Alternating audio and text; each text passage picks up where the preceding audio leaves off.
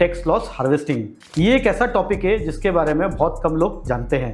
India के अंदर क्या रूल्स एप्लीकेबल हैं इसी रिगार्डिंग। फॉर एग्जांपल मैंने कहीं सुना है कि वॉइस ओवर रूल्स भी हैं, तो क्या है कि ये राइट अप्रोच है करने का?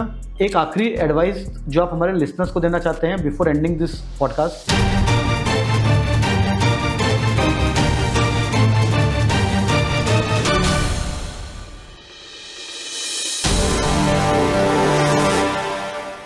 Hello investors, welcome to the MTM podcast. आज का हमारा पॉडकास्ट का टॉपिक है स्टॉक मार्केट, टैक्सेशन और टैक्स कैसे बचा सकते हैं। इसके अंदर एक सबसे इंपॉर्टेंट टॉपिक जो हम डिस्कस करने वाले हैं डिटेल में, वो है टैक्स लॉस हार्वेस्टिंग। ये एक ऐसा टॉपिक है जिसके बारे में बहुत कम लोग जानते हैं और बहुत ही कम लोग ऐसे हैं जो इसको सही तरीके से यूज़ कर पा रहे हैं। तो यदि आप भी इसके बारे में डिटेल में जानना चाहते हैं तो आप बने रहिए हमारे पॉडकास्ट में अंत तक, और हम इसके ऊपर डिटेल में डिस्कस करने वाले हैं। आज के हमारे एक गेस्ट है जो कि एक स्पेशल गेस्ट हैं। उनका नाम है mister Ranjan Agarwal. He is a chartered accountant with over 23 years of experience. इन सबके साथ सबसे इंपॉर्टेंट पार्ट है कि he is a full time investor for a long period of time. तो आइए वेलकम करते हैं हमारे स्पेशल गेस्ट का, mister Ranjan sir. Thank you Anant, आपने मुझे इस आपके पॉडकास्ट पे बुलाया। और जहाँ तक मैं बोलता हूँ कि आपने जो टॉपिक सोचा है टैक्स लॉस हार्वेस्टिंग, बहुत ही उचित टॉपिक है जो कि आपके लिसनर्स के ऊपर उनके रिटर्न फाइलिंग में बहुत ज़्यादा सहूलियत तो करेगा। Welcome sir. तो डेफिनेटली हम भी आपके एक्सपीरियंस से अपने लिसनर्स को बेनिफिट पहुंचाना चाहते हैं। हम चाहते हैं कि जैसे आप यूज़ करते आए हैं, क्योंकि मैं आपको पर्सनली जानता हूं काफ़ी समय से, और मैंने देखा है कि आप बहुत अच्छी तरह से टैक्स लॉस को यूज़ करते हैं ताकि कम से कम हमारा लाइबिलिटी बने और हम ज़्यादा से ज़्यादा बेनिफिट खुद के लिए उठा सकें। तो welcome to our show once again. So before jumping into tax loss harvesting, सबसे पहले क्या आप डिटेल में बता सकते हैं हमारे लिसनर्स को कि क्या क्या टैक्स एप्लीकेबल होते हैं when we are talking about stock market? देखिए, स्टॉक मार्केट में जो टैक्सेशन होता है वो दो तरीके से होता है। आपकी बेसिकली एक्टिविटी किस हिसाब से, उस हिसाब से आपका टैक्सेशन डिटरमाइन होता है।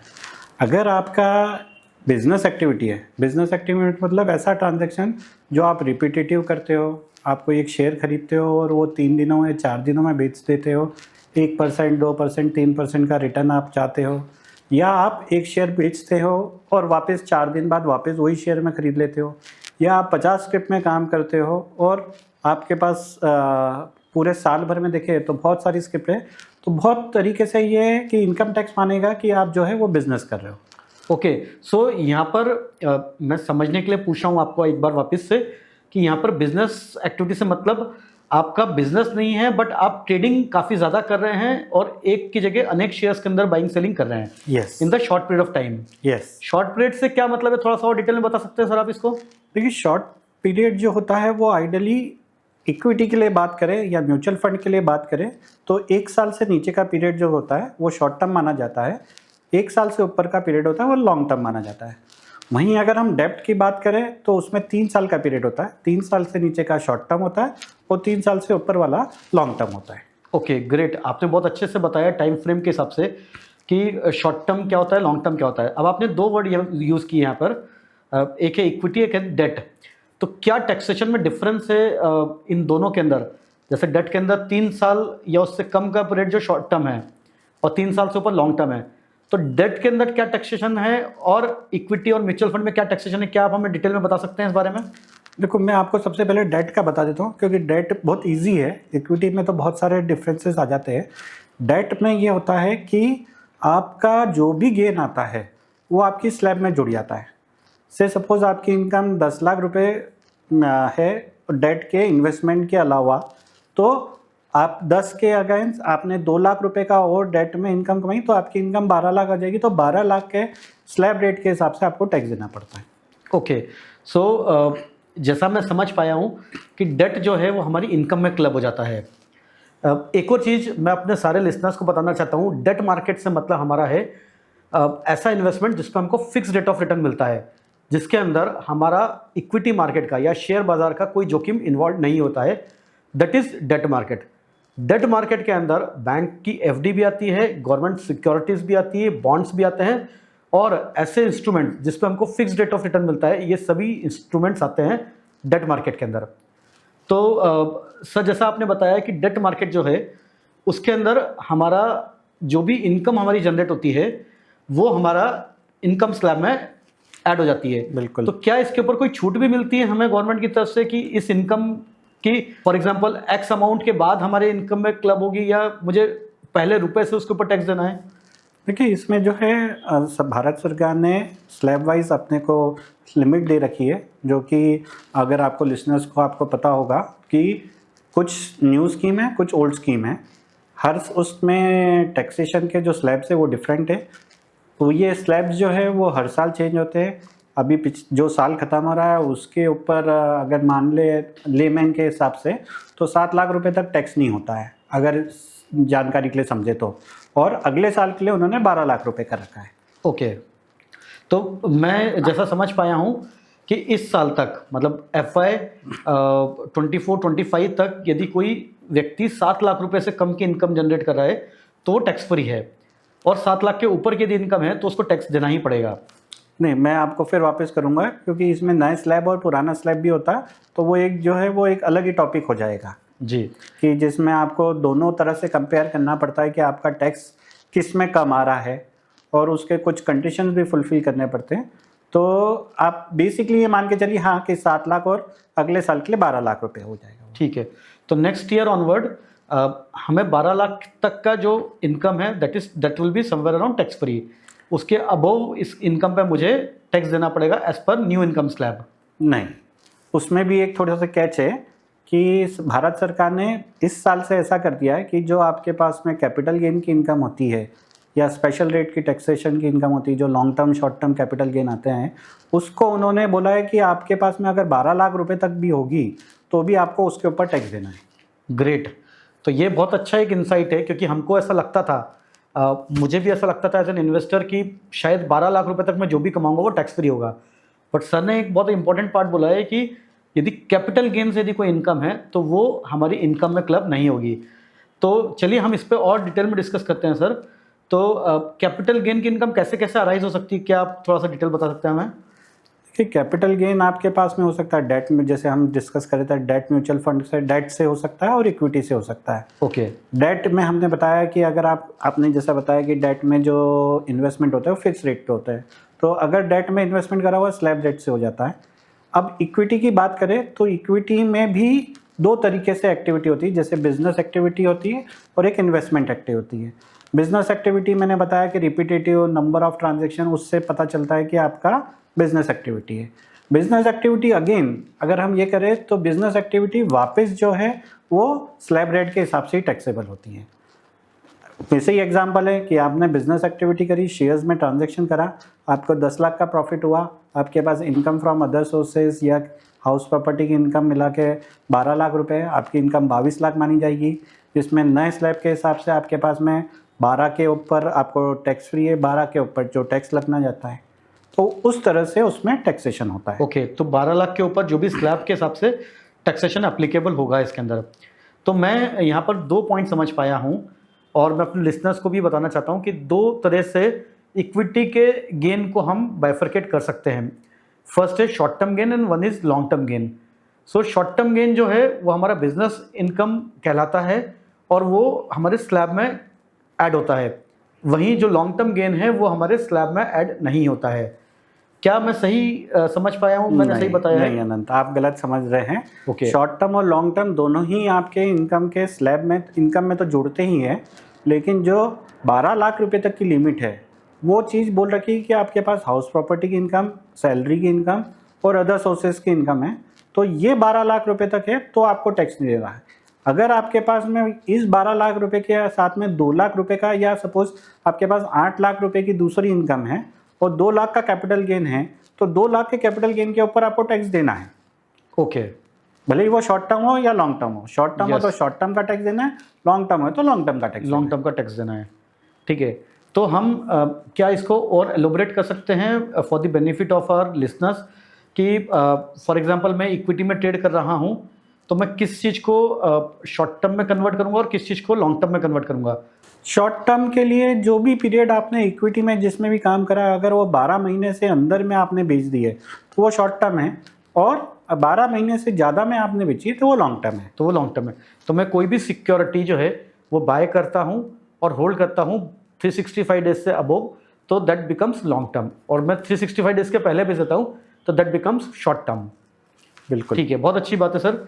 तो अब हम एक इम्पॉर्टेंट एस्पेक्ट पे आते हैं कि क्या टैक्स एप्लीकेबल है यदि वो कैपिटल गेन मुझे पे करना है तो क्या टैक्स रेट्स हैं जो एप्लीकेबल है? देखिए, बिजनेस के लिए तो मैंने आपको बता दिया कि आपका स्लैब रेट्स के हिसाब से टैक्सेशन लगता है। जहाँ तक शॉर्ट टर्म और लॉन्ग टर्म कैपिटल गेन के पास है, तो अभी जो फाइनेंशियल ईयर 24-25 का जो रिटर्न भरना है, उसमें 23 जुलाई को जो बजट आया था उससे रेट चेंज हो गए। तो अब सरकार ने ये कर दिया कि शॉर्ट टर्म कैपिटल गेन है आपके पास में 23 जुलाई के बाद में, तो उसके ऊपर आपको 20% टैक्स देना है, और अगर लॉन्ग टर्म कैपिटल गेन है उसके ऊपर 12.5% टैक्स देना है। ये टैक्स विदाउट सरचार्ज और एजुकेशन सेस के साथ में है, जो कि अगर आपकी इनकम ज़्यादा होगी तो लगेगा, और एजुकेशन सेस हर एक जगह लगेगा। Okay, great. तो सर ऐसे क्या क्या तरीके हैं जिनसे हम इन टैक्स को बचा सकते हैं? क्या आप उस पर प्रकाश डाल सकते हैं थोड़ा? देखिए, आपको अगर टैक्स बचाना है तो आपके पास सबसे बढ़िया टूल है टैक्स लॉस हार्वेस्टिंग। आपको पता है, मार्केट में आप भी काम कर रहे हैं, तो ये पता है कि अक्टूबर से शेयर मार्केट की पोजीशन थोड़ी सी डाउन गई थी, निफ्टी और सेंसेक्स दोनों नीचे गए थे। तो कुछ ऐसी इन्वेस्टमेंट हो सकते हैं आपके पास में, या आपके इन्वेस्टमेंट नहीं भी करो, आपका स्टॉक हो सकता है जो कि बिजनेस एक्टिविटी के उसमें हो।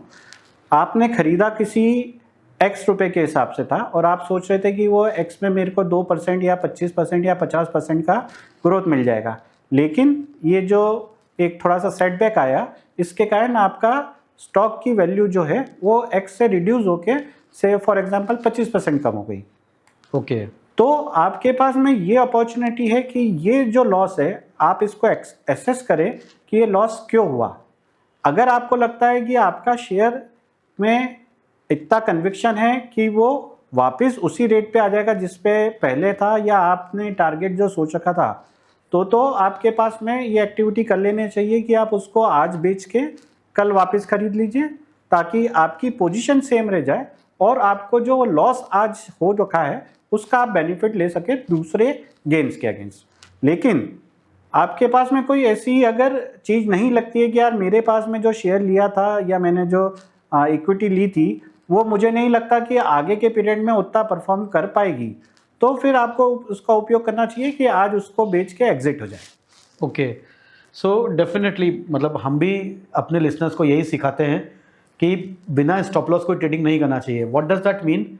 कि यदि कोई ऐसा स्टॉक है जो जिसके chances of going up is high, तो वो आप यदि आज लॉस में है तो आप उसके अंदर आज लॉस बुक करिए, कल सेम पोजीशन आप इसके अंदर वापस से रिक्रिएट कर लीजिए। इससे आपका करंट फाइनेंशियल ईयर के अंदर लॉस बुक हो जाएगा और आपका नया पोजीशन ओपन हो जाएगा फ्रॉम करंट रेट। इससे आपको जो आपका नेट गेन होगा वो आपका नेट गेन कम हो जाएगा। सो डेफिनेटली बहुत अच्छा आपने एक पॉइंट बताया है, जिससे हम ऑलरेडी जो गेन कर चुके हैं उसको हम रिड्यूस कर लेंगे, और यदि हम रिड्यूस कर लेंगे तो हमारा टैक्स भी कम हो जाएगा। तो ये कैसे कैसे किया जा सकता है या इसकी क्या प्रोसेस हो सकती है? क्या थोड़ा सा और आप डिटेल बता सकते हैं इसके बारे में?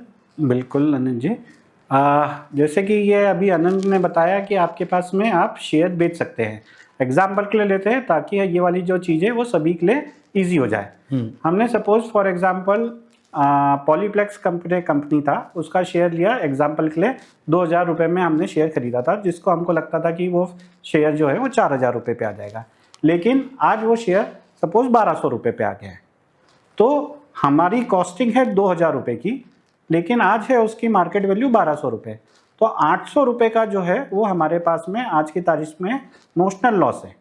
अगर आपके पास में कोई एक्टिविटी हो जो कि आपने अक्टूबर के पहले करा हो या किसी और एक्टिविटी में आपने गेन बुक करा है, तो उस गेन को ऑफसेट करने के लिए आप ये शेयर आज बेच सकते हैं और कल वापस खरीद लेंगे, तो आपकी पोजीशन भी इंटैक्ट रह जाएगी और आपके पास में लॉस हो जाएगा, जिसके कारण आपको आज टैक्स का आउटफ्लो जो है वो कम हो जाएगा। तो डेफिनेटली मतलब इससे हमारा टैक्स आउटफ्लो कम हो जाएगा, तो हमारा पैसा बच जाएगा। तो क्या रूल्स हैं इसको एप्लीकेबल, इंडिया के अंदर क्या रूल्स एप्लीकेबल हैं इसी रिगार्डिंग? फॉर एग्जांपल मैंने कहीं सुना है कि वॉश अवे रूल्स भी हैं, यूएस के अंदर वॉश अवे रूल्स है। दैट मीन्स कि शायद हमें 30 दिन के बाद ही पोजीशन खरीदनी पड़ेगी, तभी वो एप्लीकेबल होगा। तो क्या ये रूल इंडिया में भी एप्लीकेबल है या नहीं है? नहीं, ये रूल इंडिया में एप्लीकेबल नहीं है। अभी तो जैसे मैंने पहले भी बताया कि आप शेयर आज खरीदें, आज बेचें और कल वापस खरीद लेंगे, तो भी आप जेन्युइनली इनकम टैक्स के परव्यू में रह के आप उसका बेनिफिट ले सकते हैं। ओके, तो हमारा जो भी टैक्सेशन काउंट होगा वो फर्स्ट इन फर्स्ट आउट के बेसिस पे काउंट होगा। यस। दैट मीन्स कि मैंने फॉर एग्जांपल कोई शेयर 100 रुपये पे खरीदा था, 80 रुपीज़ में मैं एग्जिट कर देता हूँ और अगेन उसको लेट से 79 या 80 या 81 पे खरीद लेता हूँ, तो ये माना जाएगा कि 100 माइनस 80 दैट मीन्स 20 रुपीज़ का मैंने लॉस बुक कर लिया है। बिल्कुल। और ये मेरा उस साल में किसी और भी तरह से यदि मेरा गेन हुआ होगा तो उसके अगेंस्ट में ऑफसेट हो जाएगा। बिल्कुल सही। ग्रेट, तो ये बहुत अच्छा अपॉर्चुनिटी है, क्योंकि पिछले कुछ दिनों में, पिछले 6 महीने में मार्केट के अंदर एक अच्छा डाउन टर्न था और ऑलरेडी स्टॉक मार्केट जो है 16-17% नीचे आ गया है। एक अच्छा रिकवरी दिख रहा है यहाँ से मार्केट में, तो हमारे पास एक अच्छी अपॉर्चुनिटी कि हम यहाँ पे बुक करके रीबाय करें ताकि वापस हम गेन कर सकते हैं उसके अंदर। ठीक है, कुछ ऐसे पॉइंट हैं जो आप और बताना चाहते हैं टैक्स लॉस हार्वेस्टिंग से रिलेटेड जो हमारे लिसनर्स को ध्यान रखना चाहिए? देखिए, टैक्स लॉस हार्वेस्टिंग में आपको एक इम्पॉर्टेंट ये भी देखना चाहिए कि आपके पास जो शेयर है और जिसको हम प्लान करें कि हमको टैक्स लॉस हार्वेस्टिंग करके शेयर का लॉस बुक करें, तो वो शॉर्ट टर्म है कि लॉन्ग टर्म है। ओके। आप अगर कोई ऐसा शेयर है जिसको आपने लॉन्ग टर्म के लिए रख रखा है, मतलब मोर देन 365 डेज है, और आपके पास में कोई ऐसा प्रॉफिट ही नहीं है जो कि आपने बुक कर रखा है और जिसका लॉन्ग टर्म है, तो आप अगर आप उसको एडजस्ट करने जाएंगे तो वो एडजस्ट नहीं होगा। ओके। इनकम टैक्स ने स्पेसिफाई कर रखा है कि लॉन्ग टर्म कैपिटल लॉस जो है वो लॉन्ग टर्म कैपिटल गेन से ही एडजस्ट होगा। अच्छा, और शॉर्ट टर्म कैपिटल लॉस जो है वो शॉर्ट टर्म कैपिटल गेन या लॉन्ग टर्म कैपिटल गेन से होगा। ओके। तो अगर आपके पास लॉन्ग टर्म लॉस कर रहे हैं आप और आप उसका सोचे कि मेरे पास शॉर्ट टर्म का प्रॉफिट है उससे एडजस्ट कर लूँ, तो वो उसको आपको बेनिफिट नहीं मिलेगा। तो जैसा मैं समझ पाया हूँ, जस्ट फॉर कंफर्मेशन, कि लॉन्ग टर्म कैपिटल जो लॉस है या लॉन्ग टर्म जो लॉस है वो लॉन्ग टर्म के अगेंस्ट ही ऑफसेट होगा और शॉर्ट टर्म लॉस है वो दोनों लॉन्ग टर्म और शॉर्ट टर्म दोनों के अगेंस्ट ऑफसेट हो सकता है। बिल्कुल। ठीक है, तो क्या और कोई पॉइंट है जो आप बताना चाहते हो हमारे लिसनर्स को? हाँ, टैक्स लॉस हार्वेस्टिंग जब आप करें तो आपको 4-5 चीज़ें और ध्यान रखनी पड़ेगी कि एक तो आप जो ट्रांजैक्शन करें वो नंबर ऑफ स्क्रिप्ट्स आपको देखनी पड़ेगी कि कितने स्क्रिप्ट में कर रहे हैं। आपको ये भी देखना पड़ेगा कि आप जो लॉस कर रहे हैं वो किस वैल्यू पे कर रहे हैं। आपको ये भी देखना पड़ेगा कि आपकी कॉस्टिंग कितनी हो रही है ट्रांजैक्शन करने के लिए। चौथा, आपको ये देखना पड़ेगा कि आपने अगर जो शेयर में आप प्लान कर रहे हो कि टैक्स लॉस हार्वेस्टिंग करूं, तो क्या उससे आपका टैक्सेशन का इम्पैक्ट हो रहा है क्या। इन चारों को मैं आपको विस्तार से समझाता हूँ। सबसे पहला ये मैंने बताया कि आपके पास नंबर ऑफ स्क्रिप्ट्स, तो आप अगर करने जाएंगे और आप बोलेंगे कि यार मेरे को 50 स्क्रिप्ट में करना है, तो उसके लिए आपको आपका टाइम, एनर्जी, रिसोर्स पूरा लगाना पड़ेगा।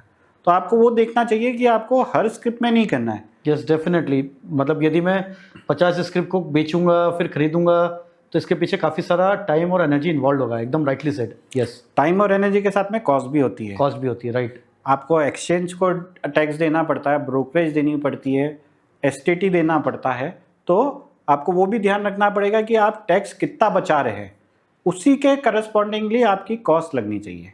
Yes, definitely. जहाँ मैं आपको ये बताया कि आपको ये भी देखना पड़ता है कि आप कितने का लॉस बुक कर रहे हो, उसको मैं एक एग्जांपल के लिए बता रहा हूँ। जैसे हमने एक रिलायंस का शेयर खरीदा, रिलायंस के शेयर के ऊपर आपने बोला कि मेरे पास में 800 रुपये का लॉस हो रहा है। फॉर एग्जांपल, आज उसका शेयर की वैल्यू हो रही है सपोज 1000 रुपये का है और आपके पास में खरीदी 1800 रुपये की है। अब आपको ये देखना है कि आज मैं 1000 रुपये पे माल बेच रहा हूँ और 800 का लॉस कर रहा हूँ, तो मेरा loss percentage as a current market value है 80%। तो आपको ये ध्यान रखना चाहिए कि जितने आपके स्क्रिप्ट्स हो जिसमें हाईएस्ट लॉस हो वही आपको करना है। उसके लिए एग्जांपल के लिए मैंने आपको ये 100, 1000 और 800 रुपये का बताया। अगर आप उसको बोलोगे कि यार मैं 1000 रुपये का एक शेयर बेच रहा हूँ और उसमें सिर्फ 50 रुपये का लॉस कर रहा हूँ, तो आपने लॉस करा 50 रुपये का, लेकिन आपने जो खरीदा बेचा है वो 1,000 रुपये से ऊपर है, तो 2,000 रुपये की आपने ट्रांजेक्शन कर ली और लॉस मिला आपको 50 रुपये का। तो डेफिनेटली हमको ट्रांजैक्शन कॉस्ट को डेफिनेटली ध्यान में रखना चाहिए बिफोर एग्जीक्यूटिंग दिस ट्रेड्स। बिल्कुल। Yes, perfect. और आप बाकी चीज़ों के बारे में थोड़ा सा डिटेल बता सकते हैं? एक चीज़ और आपको ध्यान रखनी चाहिए कि आपने जो, अगर आप वापस वो शेयर को खरीद रहे हो तो उसका आपका टाइम फ्रेम क्या है इन्वेस्टमेंट का। अगर आप ऐसा कोई शेयर बेच रहे हो जो कि अभी अभी या 1 महीने में लॉन्ग टर्म हो जाएगा और आपको लगता है कि उसमें बाउंस बैक बहुत जल्दी आ सकता है या आने के चांसेस है और आपको 6 महीने या 8 महीने के पास बेचना पड़ जाएगा, तब वो शॉर्ट टर्म हो जाएगा। अगर आज आप उसको टैक्स लॉस हार्वेस्टिंग के लिए यूज़ करते हैं तो आपको वो भी ध्यान रखना चाहिए कि आपका इसका होराइजन क्या है। नहीं हुआ तो आज आप बचाने गए कि यार मेरे पास में टैक्स बचा जाऊं, लेकिन कल जो लगेगा वो आपको उसी वैल्यू के ऊपर ज़्यादा टैक्स लग जाएगा। यस, तो लेट्स से मैंने कोई शेयर ले रखा है जिसको लिए हुए 10 महीने हो गए हैं और मुझे लगता है कि अगले 2-3 महीने में स्टॉक वापस से रिकवर कर सकता है क्योंकि मार्केट अभी डाउन पे था और मार्केट में एक रिकवरी मोड आ गया है। तो ऐसे केसेस में मेरे लिए उल्टा पड़ जाएगा, मैं टैक्स लॉस हार्वेस्टिंग करने जा रहा हूँ बट मुझे एडिशनल ज़्यादा टैक्स देना पड़ जाएगा बिकॉज मुझे 2 महीने 3 महीने के बाद वापस से शॉर्ट टर्म एप्लीकेबल होगा, ना कि लॉन्ग टर्म एप्लीकेबल होगा। बिल्कुल, आप सही समझे। बहुत अच्छा पॉइंट बताया आपने। तो ये भी एक बहुत अच्छा कंसिडरेशन पॉइंट है जो हमको करना चाहिए या ध्यान रखना चाहिए। ठीक है, तो एक पॉइंट और मेरे दिमाग में आ रहा है जो शायद सभी लिसनर्स के दिमाग में आ रहा होगा, वो है कि क्या ये केवल शेयर ट्रेडिंग पे एप्लीकेबल है या म्यूचुअल फंड और ईटीएफ पे भी एप्लीकेबल है? बिल्कुल, म्यूचुअल फंड और ईटीएफ के ऊपर भी ये आप टैक्स लॉस हार्वेस्टिंग कर सकते हैं। इसमें आपको अगर ये चीज़ करे कि से सपोज आप म्यूचुअल फंड में अगर आप बोल रहे हैं तो XYZ AMC का आपके पास में ब्लू चिप फंड है, तो आपको लगता है कि वो परफॉर्मेंस नहीं आ रहा है या उसका फंड मैनेजर अच्छा नहीं आ रहा है या नहीं आ रहा है, तो आप XYZ से ABC में स्विच कर लीजिए। ओके, तो आप उसमें भी आप एक्टिविटी कर सकते हैं। कोई ज़रूरी नहीं कि आप वापस XYZ का ही खरीदिए, आप ABC का खरीद लीजिए ताकि आपके पास जो आपने माइंडसेट के हिसाब से खरीदा था वो आप कंटिन्यू कर सकें। जी, परफेक्ट है। जैसे मैंने काफ़ी लोगों को बोलते हुए सुना है जिनका भी mutual fund, because mutual fund को जनरली लोग long term investment horizon consider करते हैं, तो मैंने काफ़ी लोगों को करते हुए और बोलते हुए सुना है कि जिनका लॉन्ग टर्म होराइजन है और क्योंकि 1.25 लाख रुपए तक की गवर्नमेंट छूट देती है तो वो 1.25 लाख का कैपिटल गेन हर साल यूटिलाइज करते जाते हैं। तो क्या है कि ये राइट अप्रोच है करने का? देखिए, आज के सिनेरियो में करें तो 1 लाख रुपए की थी, अगले साल के लिए 1.25 लाख रुपए हो गई है वो। ओके, जहाँ तक ये है कि अगर आपके पास कोई और दूसरा लॉन्ग टर्म कैपिटल गेन नहीं है तो ये हमेशा एडवाइजेबल है कि आपके पास में अगर नहीं है तो 1.25 लाख तक आपको टैक्स नहीं लग रहा है तो आपको उतना बुक कर लेना चाहिए। और आपको क्योंकि अगर लगता है कि मुझे इसी म्यूचुअल फंड में कंटिन्यू करना है तो आज बेचो, 2 दिन बाद वापस खरीद लो। ओके, तो ये बहुत अच्छा एक पॉइंट है जिसको हम ध्यान में रखेंगे डेफिनेटली। एक और पॉइंट है जो इक्विटी ट्रेडिंग से रिलेटेड है, वो है डेरिवेटिव्स, फ्यूचर्स एंड ऑप्शंस। तो क्या हम tax loss harvesting futures options पे भी कर सकते हैं या वहाँ पर कोई ऑप्शन अवेलेबल नहीं है? देखिए, आपके पास में अगर डेरिवेटिव की करें तो डेरिवेटिव में एज अ अकाउंटिंग प्रिंसिपल बोलता है कि आपको लॉस जितना है वो पूरा बुक करना पड़ता है, लेकिन इनकम टैक्स के ICDS के हिसाब से आपको लॉस नहीं क्लेम मिलेगा। तो आपके पास जितना आप ओपन पोजीशन रहती है या जो आपके पास में आपने काटी नहीं है पोजीशन, उसको तो एडवाइजेबल है कि आप बुक कर ले तो ज़्यादा तरीके से बेटर हो सकता है। ओके, तो क्या हमें इसके ऊपर टैक्स लॉस हार्वेस्टिंग का कुछ बेनिफिट मिलेगा? बिल्कुल मिलेगा। ओके, तो कैसे हम उसका बेनिफिट ले सकते हैं इसके अंदर थोड़ा सा यदि हम डिटेल में बात कर पाएँ? सेम वैसे एग्जांपल की अगर आपने आज तक काम करा और आपके पास में 15 लाख रुपए का गेन आ रहा है डेरिवेटिव्स में और आपके पास एक पोजीशन करी है जिसके उसमें आज की तारीख में लॉस है, वो लॉस के उस पर अगर बुक नहीं करते हैं तो आपको क्लेम नहीं मिलेगा इनकम टैक्स में, तो आप उसको ले सकते हैं कि उसको आज बेच के कल वापस खड़ा कर दीजिए। अगर आप पोजीशन कैरी करना चाहते हैं तो। ओके, लेकिन ये सारे उसमें प्रैक्टिस करने में आपको डिफरेंस है डेरिवेटिव और इक्विटी में। डेरिवेटिव में तो क्या होता है कि आपको पोजीशन पता चलेगी आपकी लास्ट ईयर एंड पे। ओके, इक्विटी में तो क्योंकि आपके पास में ड्यूरिंग द ईयर काम चलता रहता है, तो आप कभी भी ये एक्टिविटी कर सकते हो। ऐसा ये कोई ज़रूरी नहीं है कि आपका जो टैक्स लॉस हार्वेस्टिंग की प्लानिंग जो है वो आप मंथ एंड में या ईयर एंड में ही करो, वो आप प्लान वहाँ पे भी कर सकते हो। राइट। आप मई में कर सकते हो, जून में कर सकते हो। आप इसके लिए भी यूज़ कर सकते हो कि मेरे पास यहाँ पे कोई एक लॉस है इक्विटी में, और मैं अगर कोई मेरा रियल एस्टेट बेच रहा हूँ, तो वो लॉस भी आप इसको एडजस्ट कर सकते हो। ओके। सो एक और इम्पॉर्टेंट पॉइंट, क्योंकि आपने पहले बोला था कि फ्यूचर एंड ऑप्शन या डेरिवेटिव्स जो ट्रेडिंग होती है वो बिजनेस इनकम कहलाती है, या शॉर्ट टर्म ट्रेडिंग जो होती है वो बिजनेस इनकम कहलाती है। सो एक क्वेश्चन है कि जैसे हम कोई अदर बिजनेस करते हैं तो हम वहाँ पे एक्सपेंसेस बुक कर सकते हैं हमारे, तो क्या हम फ्यूचर ऑप्शन ट्रेडिंग जब करते हैं तो हम एक्सपेंसेस शो कर सकते हैं? फॉर एग्जांपल, मुझे यदि इस साल 1 करोड़ रुपए का प्रॉफिट हुआ है तो मैं उसके अगेंस्ट में एक्सपेंसेस दिखा सकता हूँ या नहीं दिखा सकता हूँ? दिखा सकते हैं, क्योंकि आप बिजनेस एक्टिविटी कर रहे हैं तो बिजनेस एक्टिविटी में आपको खर्चे के लिए छूट मिलेगी, लेकिन वही क्राइटेरिया आपको फुलफिल करना पड़ेगा कि क्या वो आपके बिजनेस के लिए खर्चा हुआ है। आप बोलेंगे कि मैंने 3 मेरे एम्प्लॉय रख रखे जो मेरे लिए सौदे करते हैं या मेरे को स्ट्रेटजी बताते हैं या ऑफिस का सेटअप करके चीज़ कराए, तो वो आपको खर्चे की छूट मिल जाएगी। लेकिन आप बोलेंगे कि मैं गया हूँ किसी केरला की ट्रिप पे और मैं उसको खर्चे के लिए क्लेम लेना पाऊँ, तो मुश्किल है कि वो मिल जाए।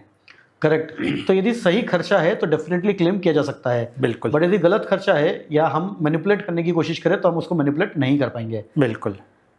बहुत बढ़िया पॉइंट है सर ये, क्योंकि मुझे ऐसा लगता है डेरिवेटिव्स में काफ़ी लोग जो पैसा बना रहे हैं वो कहीं ना कहीं एक्चुअल एक्सपेंसेस भी शो नहीं करते हैं। इसके कारण उनको टैक्स भी देना पड़ता है और एक्सपेंसेस भी पे करने पड़ते हैं। तो डेफिनेटली एक अच्छा पॉइंट है जो हमारे सारे लिसनर्स को भी ध्यान रखना चाहिए। और यदि एक्चुअल कोई एक्सपेंसेस है तो you can book against your F&O profits. So thank you sir, आपने अपने कीमती समय और बिजी स्केड्यूल में से हमारे लिसनर्स के लिए समय निकाला और उनको टैक्स लॉस हार्वेस्टिंग और टैक्सेशन के ऊपर काफ़ी सारा इन्फॉर्मेशन दिया। आई होप हमारे लिसनर्स को भी काफ़ी इन्फॉर्मेशन मिली होगी और वो अपने टैक्सेशन को या टैक्स प्लानिंग को प्रॉपरली एग्जीक्यूट कर पाएंगे। एक आखिरी एडवाइस जो आप हमारे लिसनर्स को देना चाहते हैं before ending this podcast?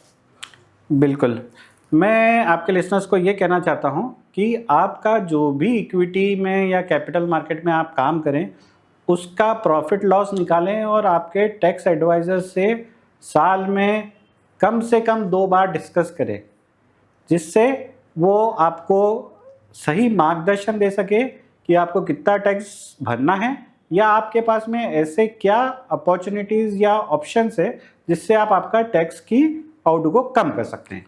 Definitely sir, बहुत अच्छा पॉइंट आपने बोला है, क्योंकि जनरली मैंने भी यही पॉइंट देखा है कि लोग साल खत्म होने के बाद CA से कंसल्ट करते हैं या टैक्स प्लानर से कंसल्ट करते हैं, जबकि यही चीज़ यदि वो इन बिटवीन कर लेंगे तो शायद जो भी उनके एडवाइजर्स हैं वो उनको हेल्प करेंगे in understanding it in a better manner. Thank you once again sir.